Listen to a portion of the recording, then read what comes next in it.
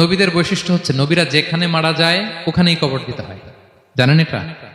বিষ্ণু ইসলাম মারা গিয়েছিলেন আম্মাজান আয়েশা রাদিয়াল্লাহু তাআলার ঘরে, ফলে ওখানে বিষ্ণু ইসলামের কবর হয়েছে। এবং ওই কবর দেওয়া ঘরের ভেতরে আম্মাজান আয়েশা রাদিয়াল্লাহু তাআলা যতদিন বেঁচে ছিলেন ওখানেই ছিলেন, কবরের পাশে। এরপরে বাবা মারা গেলেন আবু বকর, বিষ্ণু ইসলামের পাশে কবর দেয়া হলো, বাবা আর স্বামীর পাশেই থাকলেন। এরপর ওমরে ফারুক মারা গেলেন, ওনারও কবর দেয়া হলো। কিন্তু এখন তো আর বাবা আর স্বামীর সাথে পর্দা নাই, ওমরে ফারুকের সাথে তো পর্দা আছে। তো তখন তিনি ঘরটা হয়ে গেছে ছোট, 3টা কবরে অনেক জায়গা স্পেস নিয়ে গেছে। এখন অল্প একটু জায়গা পর্দা টাঙাই দিলেন ওমরে ফারুকের সাথে পর্দা হিসেবে, ছোট্ট একটা জায়গায় যতদিন বেঁচে ছিলেন ওখানটাতেই ছিলেন। তাহলে রাসূল সাল্লাল্লাহু আলাইহি ওয়াসাল্লামের কবরটা হচ্ছে আম্মাজান আয়েশা রাদিয়াল্লাহু তাআলার ঘরের ভেতরেই। আপনারা মসজিদে নববী যারা ভিজিট করেছেন তারা জানেন যে আপনারা যখন কিবলামুখী হয়ে নামাজ পড়েন, বাম দিকে বিষ্ণু ইসলামের কবর, সেখানে রাসূল সাল্লাল্লাহু আলাইহি ওয়াসাল্লামের পাশে আবু বকর এবং ওমরে ফারুক রাদিয়াল্লাহু তাআলা আনহুমা শুয়ে আছেন।